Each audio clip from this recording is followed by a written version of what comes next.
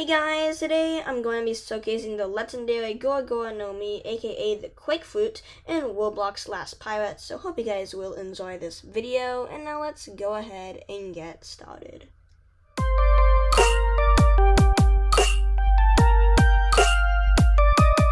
Okay, so real quick before I do showcase the moves, here are my stats.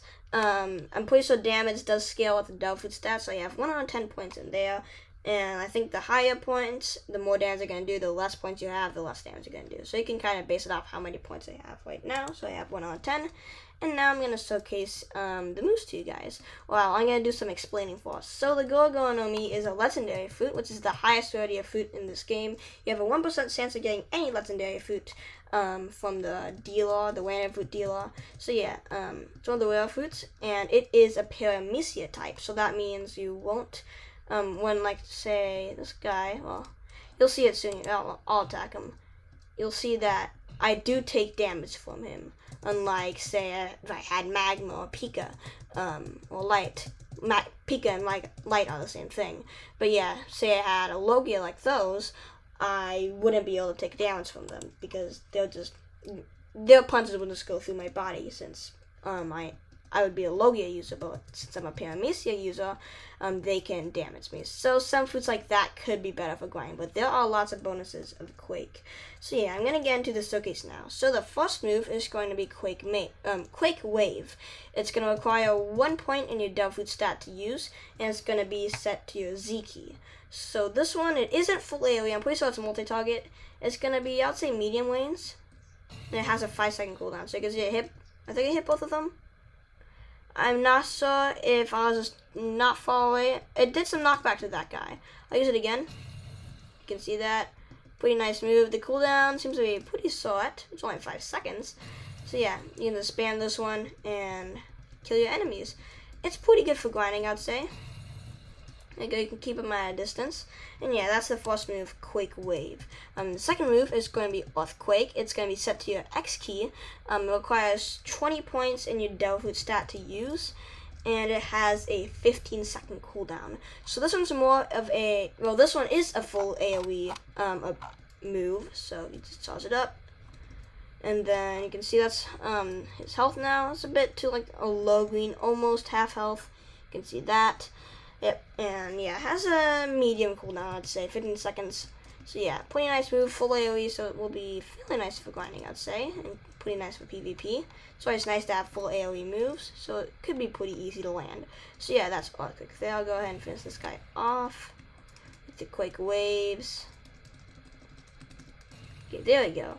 And I'm going to be showcasing Island Shaker next. So yeah, you're going to need 50 points in Dove Fruit stat to use this one. It's going to be set to your V key, and it has a 25-second cooldown. This is just basically an improved version of Earthquake, but with a longer cooldown. It has bigger range, I'm pretty sure, more damage and stuff like that. So yeah, you can use this. He's almost at half health. I tested it. I'm pretty sure he's not at exactly half health. He could be. I don't think he is. He's very close to half health with that, though. So yeah, with my 1 out of 10 stat in Dove Fruit Mastery. Well, my Dove Fruit stat. 1 out of 10 points in my Dove Fruit stat. That's what I meant. So yeah, you can see it does have a bit of a long cooldown, but it does tons of damage. Once again, full AoE. It's just basically Earthquake, but better. And the last move for Quake, or the Gura Gura no Mi, is going to be Tsunami. It's going to be set to your C key, and it requires 100 points and a Dove Fruit stat to use. So this one is going to be having a humongous AoE. And actually, maybe it's because I played blocks, so the waves come in surprisingly quick. So yeah, I'm going to go ahead and use it. Also, this does have a 30-second cooldown, so it's the longest cooldown of the bunch. Yeah, I'll use it now. You can see the waves come in, and it gets them to... I think this does come to half health or close to half health. I think it's similar to damage. It has a similar damage to Island Shaker.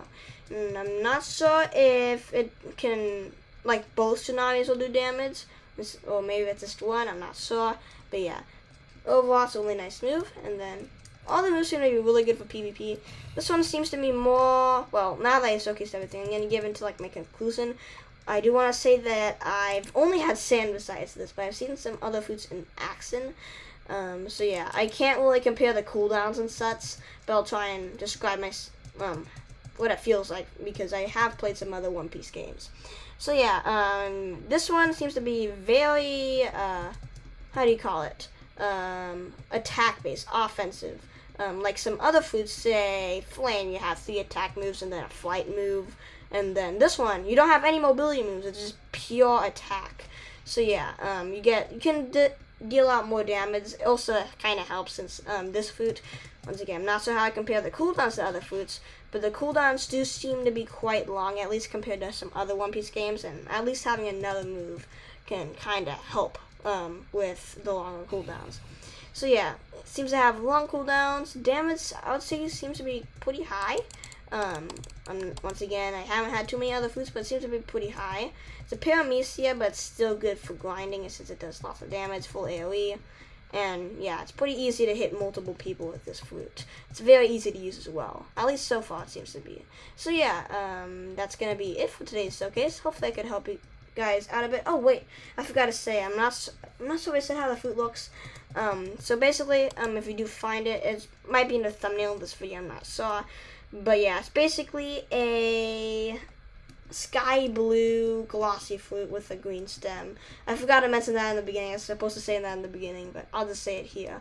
It does say Gura, the Gura Gura fruit, when you do have it equipped. So yeah, it doesn't matter too much, but in case you find it, like maybe sitting next to a tree, I don't know what fruit spawn in this game, I'm assuming next to trees. That's what it looks like. So yeah, hope you guys enjoyed this video. Make sure you guys subscribe to Kids in the Pod if you want some more videos like this one. And I'll see you guys next time. Bye guys!